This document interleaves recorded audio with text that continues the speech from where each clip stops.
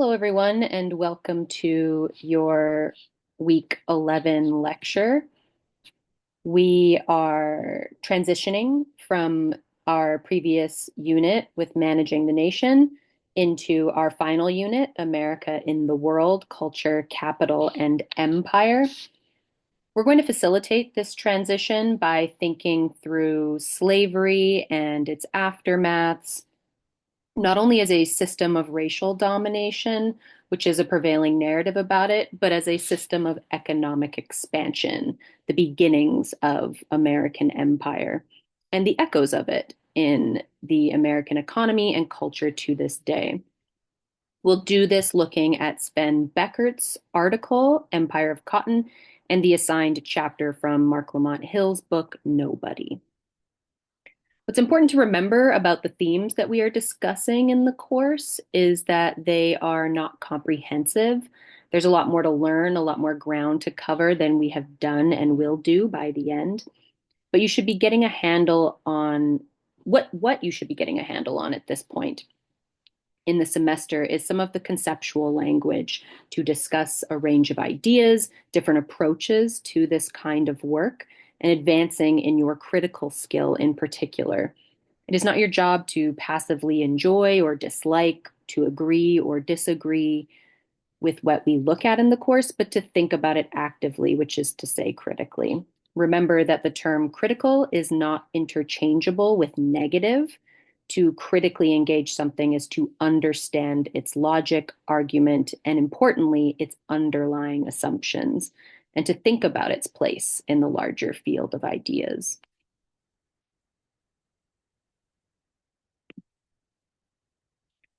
So reviewing the cultural object analysis, which you should have access to your grades for probably by the time that you see this, grades were most impacted by not connecting your analysis explicitly to a concept from a course reading. If you did not cite a reading from the course, which was a central task of the assignment, then you still probably passed, but your grade stayed in the D range. I would say overall, Anzaldúa was pretty popular in the papers, especially two very particular quotes from her appeared in most of those papers. There was, too, a tendency not to engage her work beyond those quotes, which is to say, to take those quotes out of context. Some things to keep in mind about her analysis going forward is that she is perhaps the least interested in maintaining nations as a concept out of those we've read so far. She considers borders to be a kind of violence, and even Mexican to her is less a national identity than an ethnic one. Anyone thinking of referring to her in their final assignments should be sure to revisit her writing, try to get some clarity on her arguments there. Anderson, too, could do with some review. It's not a long reading that you have been assigned, and you should read it. You are required to read it. But a number of you discussed parts of his book that you were not assigned, particularly his second and last chapters, which I think means you relied on some kind of summary of his work rather than the assigned reading. He's fundamental to our course material, so I encourage you to continue your review. Intersectionality as a concept also seemed to give people some trouble, so reviewing Crenshaw will be important for a number of you. Remember that a person or experience is not intersectional. Intersectionality is a frame of analysis. It is a feminist method or approach to analyzing the experience of oppression. So many of you were describing people or experience as intersectional. They were intersectional, or they were intersectionality, or they were encountering intersectionality. But that's not quite how that term is used and phrased. You would likely say they're experiencing oppression at the intersection of their identity. That would maybe be how to phrase it. If you submitted the on time and wrote something substantial, I tried to offer you a way to develop your thinking on these subjects in ways that could carry through to your teach-in assignments. You can't reproduce your cultural object analysis for that work, but I want to encourage you to follow your interests because that's where you will do your best work. Some of your objects I've seen in the past when teaching this course, but there were some really compelling objects this time around and a bit of diversity of them. There were Afro-Peruvian songs, graphic novels, lots of interesting films and scenes from TV shows. A number of you mentioned social media in some way, and you should know that that can be a source for cultural objects as well. You might consider a social media post a social object or a cultural object, sorry. You just need to interpret and critique them in that way. So rather than just treating them as factual information. There is a TikTok provocation coming down the line in one of our future lectures. So you can think about how we reckon with that when the time comes, if that's helpful to you. This is your provocation for today. So remember, this is where you pause the video, fill out your description and initial thoughts section, and then you'll come back to the sheet at the end. So some terminology, just especially with Beckert's article and to some extent the chapter from Hill's book. But just a reminder from some of our previous discussion, capitalism is an economic system and what we would call a mode of production, which is to say the way society is organized for the purpose of continuing and reproducing itself. You might also say that it is a social relation. It is a way that people are organized to interact with each other. It is not to be mistaken with commerce or trade. The difference it adds to that mix is the role of who we would call the capitalist. With direct commerce, a person or group might make a commodity and they would trade it for another commodity directly with the person or group who made that. With capitalism, there are additional parties involved. Those are people who own the means of making the commodities and profit off of the exchange by taking a cut of it, like a tax, but do not participate in making the commodity themselves. Taxes may be even a difficult word in that they would take the majority of the profit. They would take the majority of it and just expend a sort of predetermined wage out of it. This system, when it arises, creates new classes following feudalism. The classes it creates, there's the working class who make the commodities or perform the labor involved in both making and trading commodities, transporting it, etc. And the ruling class or bourgeoisie who own the property and the means of producing those commodities. The end of American slavery marks the full global transition into this economic system.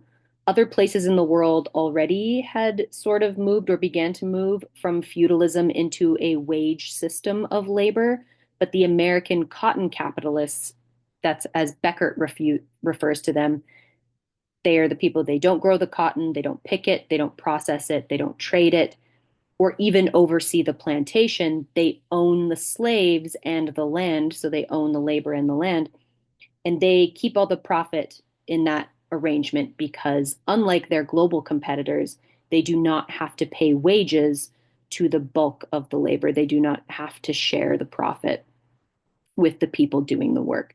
And that's effectively what slavery is. And with additionally the captivity of the enslaved person. So what America gets to do is sort of extend that sort of full 100% profit for probably 100 years longer than anybody else in the world. And we'll get into that a little bit more shortly. We're also going to revisit Kaplan a little bit and the culture of empire. So that's just a reminder. She points out that the US has long defined itself in terms of empire and its possibilities. and that there is no understanding of domestic or internal American culture that is not concerned with or based in ideas of expansion. Western expansion, growing territories, right? We see that with Puerto Rico, individual people wanting to build or gain wealth, common phrases and commentary about America being the richest country in the world, manifest destiny, militarism. All of this is a reference to America's place in the world order, its internal and external culture of imperialism.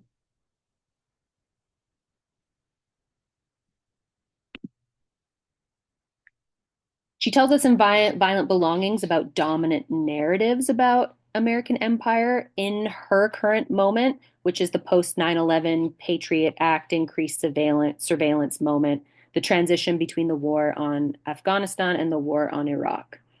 Remember that she says there are two main cultural narratives around American imperialism. One is the neoconservative coming out narrative, the we were always a ruthless empire, why not embrace it? The empire will never die. And then the other narrative is the reluctant imperialist narrative. That's the somebody has to be the world police. We're the most modern and moral country, so it has to be us. It's liberal interventionist. The empire only dies once the world is remade in our image. So it's hegemonic. It wants to sort of ideologically, as well as militarily, control a lot of the world. Ultimately, both narratives in Kaplan's view are tied to ideas of competition and dominance, and both are in fundamental agreement in that they are supportive of American empire, even if the story they tell about why it should be maintained is different. They are two sides of the same cultural coin.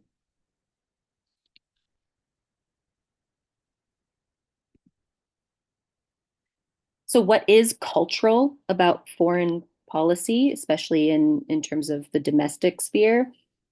Well, they are representative of, and like we learned with Nye, and help contribute to the construction of ideas. So, foreign policies really can help shape what people think about the world, themselves, and others. This is a quote from a different book of Kaplan's that you again have not read for this course, but I thought I would offer it to you here. She says cultural phenomena we think of as domestic or particularly national are forged in a crucible of foreign relations. The idea of the nation as home, I argue, is inextricable from the political, economic, and cultural movements of empire, movements that both erect and unsettle the ever shifting boundaries between the domestic and the foreign, between at home and abroad. So, again, there's this boundary is not always clear for a nation that is expanding itself, and we see that especially again with something like Puerto Rico. The nation's territory expands, but its idea of who is at home and who belongs starts to get negotiated differently the more it expands its territory. A particular idea of interest to Kaplan with respect to this is the Downs v. Bidwell case we looked at before, that concept of foreign in a domestic sense. What does it mean to be foreign in a domestic sense? She writes, domestic and foreign are, of course, not neutral, legal, and spatial descriptions, but heavily weighted metaphors imbued with racialized and gendered associations of home, family, outsiders and insiders, subjects, and citizens. So, as she argues, America's cultural attachments to empire are entangled with its political and material status as an empire. The two feed each other, cultural identity and foreign economic interest. Sven Beckert tells us about the historical conditions and basic mechanisms of the rise of the US as a global economic empire, the relationship between ideologies at home and economic power on the world stage. His book title includes this framing. The full book title is Empire of Cotton, A Global History. You, of course, did not read his book for today, but what you read was an article he wrote for The Atlantic that presents some of the main arguments of his book and some of his research. He says that by the mid 19th century, America has all of the right conditions, the historical conditions for global ascent amidst the dominant economic control of the world's reigning and traditional empires, right? So England, especially the European empires, the colonial empires in Europe, and that the ruling class at the time was absolutely hype about. Everything was sort of going in the American ruling class's favor and in a few ways. So what ends up what are some of these historical conditions that make this the most successful agricultural industry in the states of America, which has been ever contemplated or realized? Well, he quotes from The Economist, published in 1861. There's some pretty good fertile land. The soil, this is what The Economist says in 1861 about cotton. Soil is marvelously fertile and costs him nothing. His labor has hitherto been abundant, unremitting, and on the increase. The arrangements and mercantile organizations for cleaning and forwarding the cotton are all there. So the Economist is saying the cotton capitalist has everything in their favor, and that includes a lot of fertile land and soil that can grow cotton. That little part about labor that has hitherto been abundant is a reference to indenture and, of course, slavery. This is 1861, after all. This is what Beckert says about slavery, and what even those writings in The Economist and Time and at the time understood about its potential for America's advancement in the world order. He says slavery stood at the center of the most dynamic and far-reaching production complex in human history. Too often we prefer to erase the realities of slavery, expropriation, and colonialism from the history of capitalism, crave a nobler, cleaner capitalism. 19th century observers, in contrast, were cognizant of cotton's role in reshaping the world. Herman Melville, British colonial bureaucrat, noted that Manchester's and Liverpool's opulence is as really owing to the toil and suffering of the Negro as if his hands had excavated their docks and fabricated their steam engines. Capital accumulation in the peripheral of commodity production, according to Merivale, was necessary for metropolitan economic expansion. Access to labor, if necessary by coercion, was a precondition for turning abundant lands into productive suppliers of raw materials. So remember that thing that we talked about before, capitalism is emerging as a dominant system, and America has free labor and one of the most important industries in the world. And it is transforming the world very, very quickly. But even if the ruling class sees this as an opportunity to make themselves very wealthy, many others mark the expansion of the industry as a moral decline. This is a poem called The Hashish that Beckert references in his article, where cotton is compared to a drug. It turns priests into blasphemers and politicians into liars. It's a big, long metaphor about that. All in the name of building an economic empire through the means of slavery.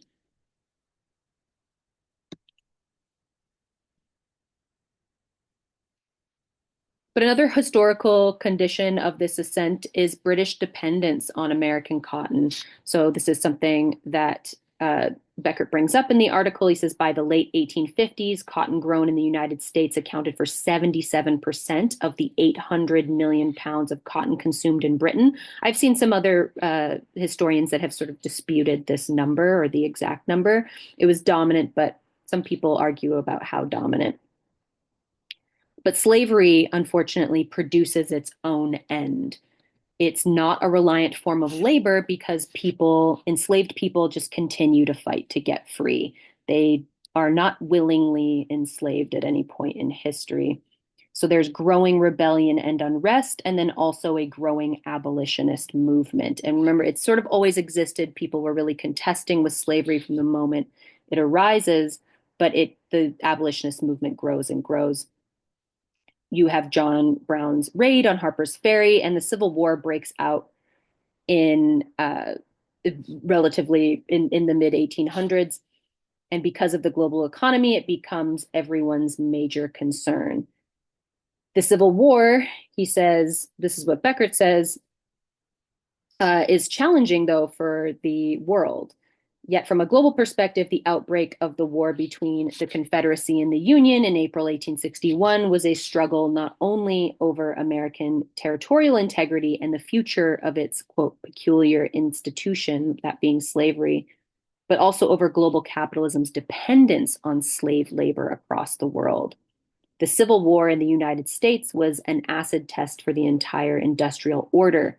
Could it adapt to the even temporary loss of its providential partner, the expansive slave-powered antebellum United States, before social chaos and economic collapse brought their empire to ruin? So the Civil War put everything in a little bit of jeopardy for a minute there as the South was brought to heel.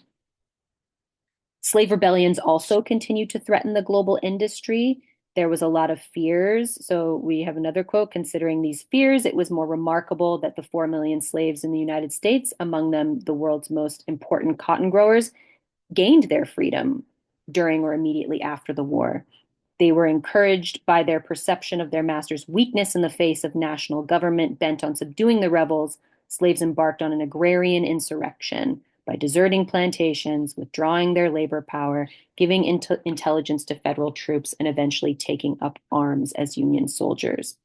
So the American enslaved also pushed the war to be about slavery. It wasn't initially about slavery. It was about sort of bringing the South to heel, but there was a lot of advocacy in the use of their labor and also their use as soldiers and this military intelligence to push the war in that direction. And then eventually Lincoln saw it as advantageous to win the war, to put slavery on the table. But he sort of pushed that off all the way through. Right up until the very end, he avoided it and even stated several times that he would not abolish slavery. So why doesn't slavery kill this industry amidst a cotton famine and blockades from the North to prevent the global trade? Why doesn't, amidst this global panic of the value of cotton dropping, the aftermath of the war, what ends up happening is massive international diplomatic upheavals and reorganization to preserve the industry. What the industry ended up revealing, and the reason King Cotton is not dethroned, is because by the time slavery ends, capitalism has become this really interconnected global system, and they're still necessary. Even if the profit is not as small, all of the other countries work together to kind of keep the US afloat and dominant because they require the cotton and the trade, all the mechanisms and paths that build out of it. There's massive shipping routes, there's all kinds of merchants and boats, people who construct textiles of any kind require the cotton. So the industry doesn't die. The king, as it were, is not dethroned. And this is cotton capitalists had learned that the lucrative global trade networks they had spun could only be protected and maintained by unprecedented state activism. So they managed to leverage government and state officials to keep their profits and larger social order intact. And you see that in a lot of the capitulations that happen with the South moving forward. So what Beckert doesn't quite get into, and sorry, I'll move myself just a little bit so you can see. But what Beckert doesn't quite get into in this article is how the mode of labor exploitation continues even after the Civil War. The economic exploitation of racialized labor in particular is able to continue. And therefore, so too does America's dominance as an economic superpower. Its wealth does not go away, in part because neither does its plentiful and cheap labor. But how does that practice continue ideologically, culturally, after the end of slavery proper? especially when people are won to an expanded idea of freedom, liberty, citizenship, to identifying with the nation and these notions. The answer in part lies with the 13th Amendment that we looked at, or that you should have already looked at. It is the constitutional amendment that outlaws slavery, but it does so with an important carve out, an exception to its base clause, quote, except as a punishment of a crime. So prior to today, we've been discussing ways the imagined community of the nation is limited, and that limitation is managed either through the border and immigration restriction, through racialized ideas about assimilability and citizenship. The figure of the immigrant and the illegal alien become important, not just legally, but culturally, symbolically, just as the figures of the quote unquote Indian, the slave, the pioneer, the founder. Hill introduces us to something that connects some of these ideas, and that is the concept of the criminal. Remember that part of how Nye explains the process of racialization and eugenics was through racist conceptualizations of criminality, and legally restricting migration and border crossings makes even those whose labor you economically require criminal as well. So Mark Lamont Hill's book is called Nobody: Casualties of America's War on the Vulnerable from Ferguson to Flint and Beyond. This is a book that thinks through various manifestations of racism, exploitation, and state violence in the contemporary United States. It frames this around a central question about crime, citizenship, and belonging, one we've been asking too: who is imagined to be part of the nation and who is not, whose citizenship is contingent, which is to say something that can be lost. This book's title refers to the main concept the book presents, that of nobodiness. The concept is drawn from Ralph Ellison's novel, The Invisible Man, where the central character, a Black man particularly bludgeoned by society, functionally disappears, living underground, often expressing that he is nowhere and invisible.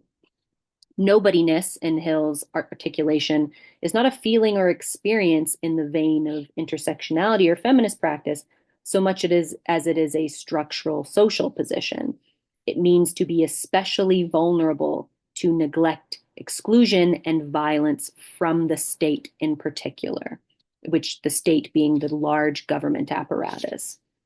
In Hill's book, Michael Brown is the quintessential nobody figure. Michael Brown was a Black teenager who was shot 6 times and killed by police officer Darren Wilson in Ferguson, Missouri in the summer of 2014. His killing, along with other murders of unarmed Black people, like fellow teenager Trayvon Martin in Florida in 2013, Eric Garner in New York in 2014, 12-year-old Tamir Rice also in Ohio in 2014, was followed by mass protests against police violence, especially of Black communities across the US. That would eventually evolve into what is commonly called the Black Lives Matter movement, though the name is borrowed from a specific NGO and is not necessarily the best way of describing it.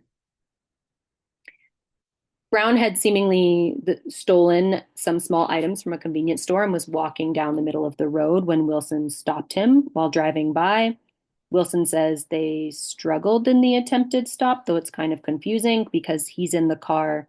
Brown is outside of the car. Wilson then got out of his car and shot.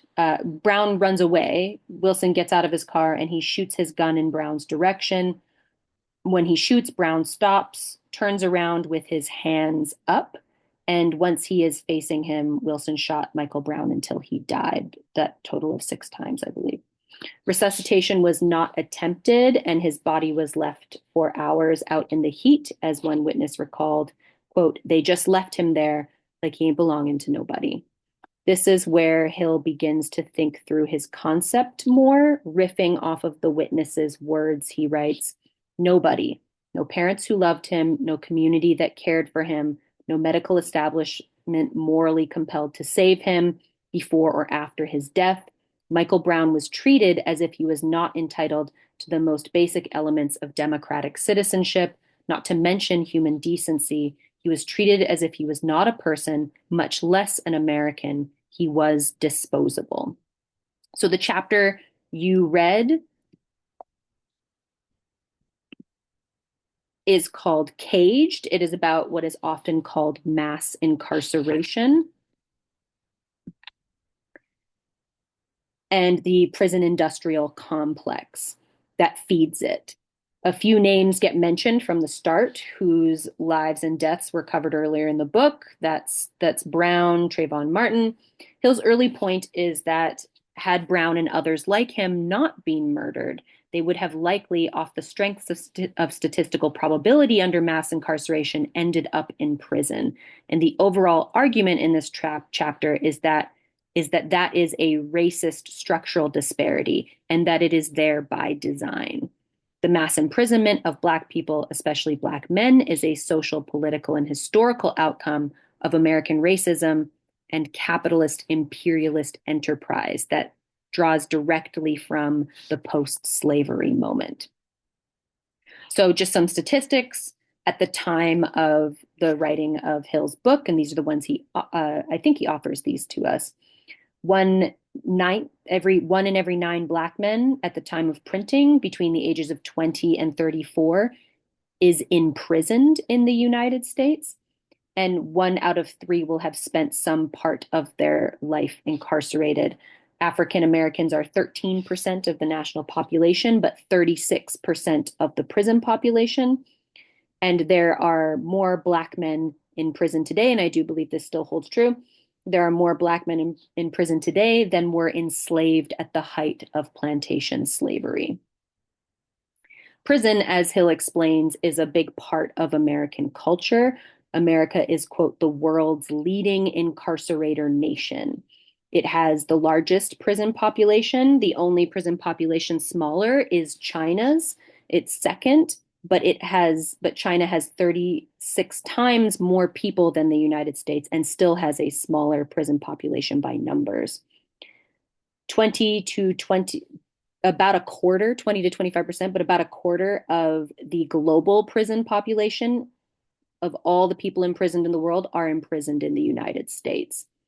There even gets invented a Sesame Street character, which is a children's show named Alex, and Alex has an incarcerated parent because so many children have incarcerated parents in the United States.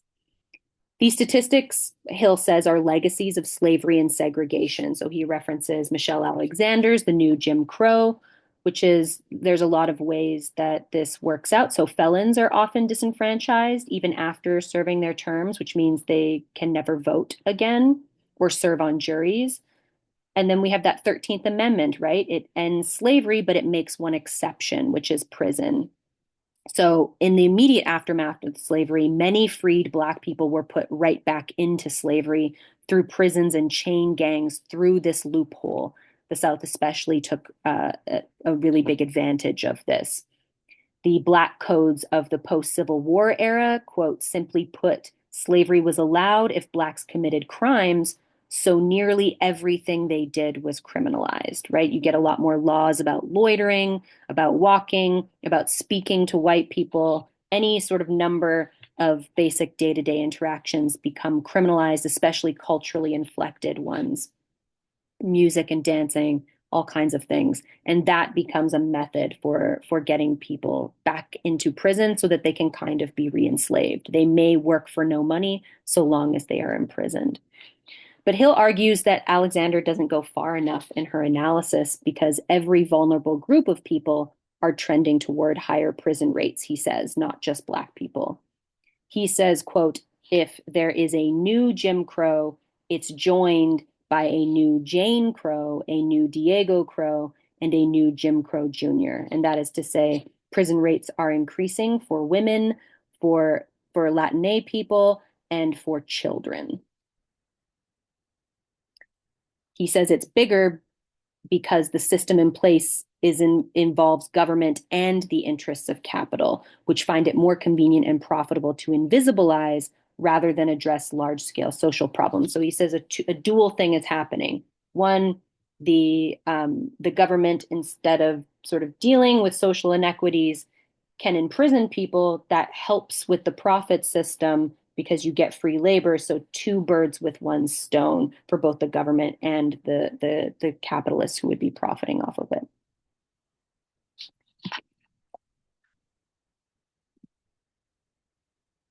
What primarily feeds mass incarceration, he explains, is this prison industrial complex. And he describes or defines that as the overlapping interests of government and industry that use surveillance, policing, and imprisonment as solutions to economic, social, and political problems.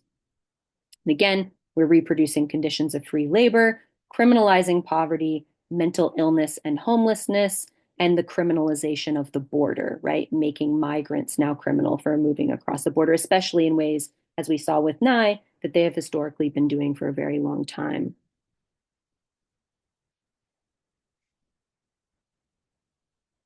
He also tells us that prisons are extremely profitable. Investment firm Geo Group and the expansion of for-profit prisons becomes really, really important. They are building and running prisons is done by private and for-profit companies, which have subsequently done a lot of lobbying, particularly for tough on crime bills. So they lobby for longer prison sentences for various crimes, and they bid on government contracts and expansion projects. They are built and then sold. Prisons are built and then sold to investors, kind of like real estate speculation. There's a documentary that I once saw that had an undercover video from one of the auctions of a prison, and the broker there was boasting that they were close to the border, so there was a steady stream of quote Mexican heads to fill the prison with, so buyers could be assured of steady profit. And then the financial and economic empire means that the world is involved. So even the Canadian Pension Plan, for instance, which is a social service for the elderly, has stock and investments in Geo Group and private prisons in the United States. He'll gives us some history too. He says prisons are relatively new institutions, and that's historically true. And they have changed shape over time, especially in the United States. Previously, people were just mostly cast out of society, at least in the European way of handling what we might call crime. Europeans sent people to Australia, or they maimed or killed them. The idea was, and he says, quote, the idea was to cut the outlaw class from the body politic like a tumor and cast it out where it could never be seen again. And he reminds us of some things that we've already seen with other historians in the course, that the early Americans were trying to distinguish themselves from the British. So part of the invention of prisons was to not be as tyrannical as the British and to have a, quote, more humane approach to punishment rather than lopping people's body parts off and sending them away in exile. They would imprison them and try to reform people. But they also believed, and we saw this too with the missing piece of the deleted passage from the Declaration, that crime itself was caused by British tyranny. So that once they separated from England, there would be no criminals. But even then, remember, their concept of the criminal was the enslaved person fighting for their freedom. They were like, if it wasn't for King George, these slaves wouldn't be trying to kill their masters. They would be good. They wouldn't commit this crime. But that means they envision that as a crime. So prisons become part of a new ideas about reform. And these new ideas about reform are like hard labor, solitary confinement, and Bible study would correct criminal behavior. But people quickly started questioning the reform. Charles Dickens, an English novelist, he said he had found in America, when he saw the prisons, old vices in new forms. And that, again, should remind us of the 13th Amendment, and as well as the quota system for immigration that Nye told us about. American culture does have a tendency to maintain those older structures in a new social world. The philosophical, historical, sociological, academic consensus on prisons, the way to understand the penal institution, American or otherwise, was to see it less as an institution of reform than an institution of control, total control, as might be found in a laboratory performing experiments on mice. And then this is what Hill says about it. He says, prison is a fate that has been repeatedly reserved for the vulnerable, the weak, the outcast, and the disadvantaged. Long after the idealism that accompanied its beginnings faded into what he calls a Hobbesian nightmare, we have continued to send such people there. It's hard to imagine any other institution in American society that has so failed to meet its professed goals, rehabilitation, correction, deterrence, and yet continues unimpeded. It is as if we are so invested in the theory of our experiment that we cannot admit to the prison's fatal flaws, lacking both the nerve to scrap it and the radical imagination to replace it. So why does he say that the prisons have failed? If crime is going down, doesn't that mean prisons are working? And statistically, crime is going down, particularly violent crime.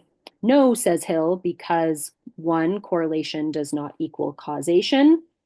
He says crime is a complex social phenomena with too many contributing factors, of which incarceration is just one. Studies have shown correlations between decreasing crime rates and improved statistical measures, right? So just having better data about it. Also, probably the most robust connection to decreased prison rates is legalization of abortion, banning of lead paint, aging populations, etc. An approach that cures one ailment, he says, but creates another, even more debilitating one, is not a cure at all. So the rate of incarceration, he says, is far outpacing the drop in crime. So that's how he knows they're not connected. Crime is decreasing, but more people are being imprisoned at a greater rate. Like those two things aren't happening in relation to each other. Also, most crime is committed by young people, and the length of sentences is increasing. So part of the reason that the prison population is so high is because of how long American prison sentences are, and they are significantly longer than most places in the world. So mass incarceration really develops around, especially through the 70s, through series of laws, including the Rockefeller drug laws in 1973 and the 1994 crime bill. We have prison riots and rebellions because people are being so treated so terribly inside. One of the declarations of the people in the Attica uprising, one of the chants they said is, "We are men, we are people." That ends up with the National Guard going inside, and all 10 hostages and 20 prisoners were killed by police and the National Guard. So they killed even the hostages too. Hill tells us a little bit about how dominant narratives structure culture and then feedback into political decision making, that the difference between history and how it is remembered, the difference between facts and interpretation, is important to how the prison system that is not doing what it set out to do is able to continue to expand. He says of the Attica uprising that it did not lead to empathy for tortured prisoners who were sort of by international standards being tortured, but public support for harsher punishment. He says, quote, "The conclusion about Attica in the public mind was not that the convicts had legitimate grievances and that the state had acted rashly and criminally in resorting to violence and even killing innocent people. Rather, the takeaway narrative was the opposite, that the inmates had been treated too sympathetically, that corrections institutions dedicated to rehabilitating criminals were ill-conceived relics of failed liberal social policies, and that the evidence showed that rehabilitation simply does not work." And because of this uprising and because of that drummed up reaction from the public, they're able to move forward with harsher laws over time. The drug laws were written in racially neutral ways, but they were used to target people of a specific race. These are deceptively simple mechanisms, right? So the laws start targeting minority populations and leaving white drug abusers comparatively untouched. You can do this through increased policing stops in poor neighborhoods occupied by people of color, where people are buying, selling, or consuming drugs, but not doing the same policing in suburban neighborhoods where people are buying, selling, and consuming just as many drugs. They also have things like longer sentences for the possession of crack, which is a cheaper street drug used by poor people, and lower sentences for cocaine possession, which is actually the exact same drug, but used predominantly by wealthier people, college and club kids, Wall Street executives, et cetera. So those sort of disparities start to target minority and particularly Black populations for imprisonment.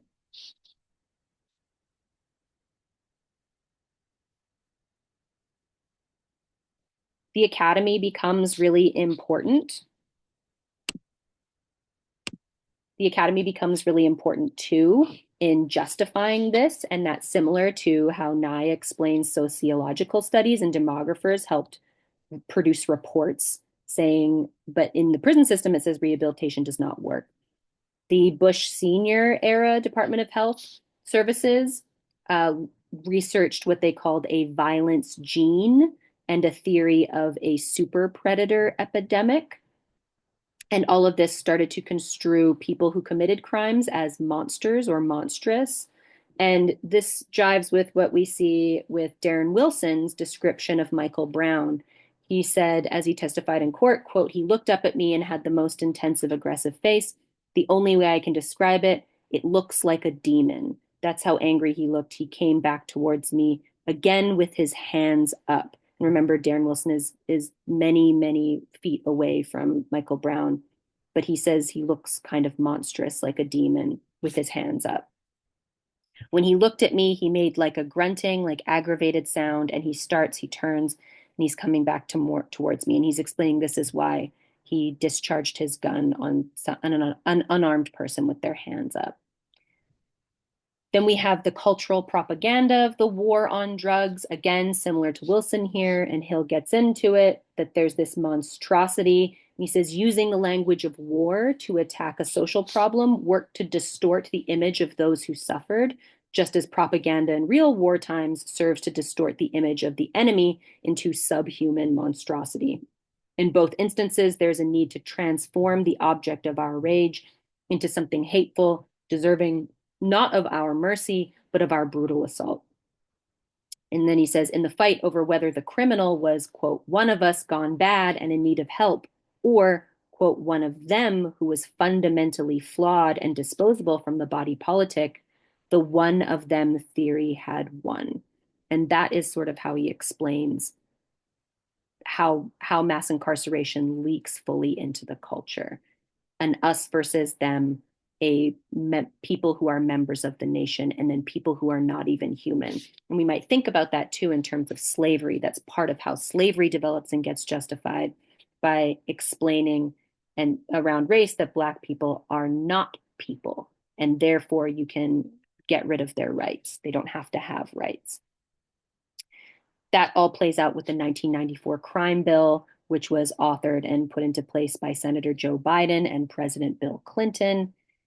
We get a bunch of laws out of that. The end of indeterminate sentencing. Juveniles are now able to be tried as adults, so children could be tried as adults and punished as adults. Building more prisons. End of prison Pell Grants, so people in prison could stop getting certain scholarships to get education. And then 3 strikes, mandatory life sentences, and then the criminalization of the gang, which starts to just come to mean legally any association of people of color. So then again, prisons become a major part of the American economy, culture, and national imagination. We have Sesame Street characters with incarcerated parents, large swaths of the population experiencing incarceration, so it becomes a sort of fundamental part of life. But also tourism and recreation. Hill tells us about Missouri State Penitentiary's ghost tours and prison break fun runs. There's also popular TV shows set in prisons as well as films. Ultimately, like deportation, the prison system and the production of the criminal are part of the process of inclusion and exclusion that helps us identify the nation, what it is, and who counts as part of it. And that brings us to our critical questions for today.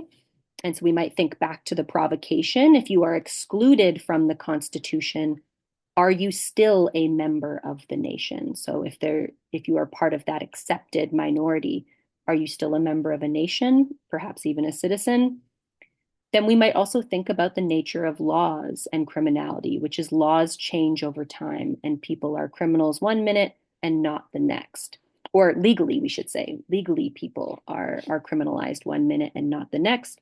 So in 1850, under the Fugitive Slave Act, it was a crime for a slave to run away. It was also a crime to assist a slave in running away, to fail to report or help capture a fugitive slave if you saw one. Like it was a crime to not even try to catch one if you saw one. So the question then is, were people who broke these laws criminals? And if they are not, or if they are, what is a criminal? And that's just a reminder of the provocation. That's it for today. Next time, we are talking about Melanie McAllister's Epic Encounters, as well as McCoy's from a selection from Policing America's Empire. The week after that, we are talking about the novel Johnny Got His Gun. There's quite a bit of reading, so I just want to hopefully encourage you to start getting ahead of it so that you have read it all as we start to discuss it. That's it for today, and I will see you all next week.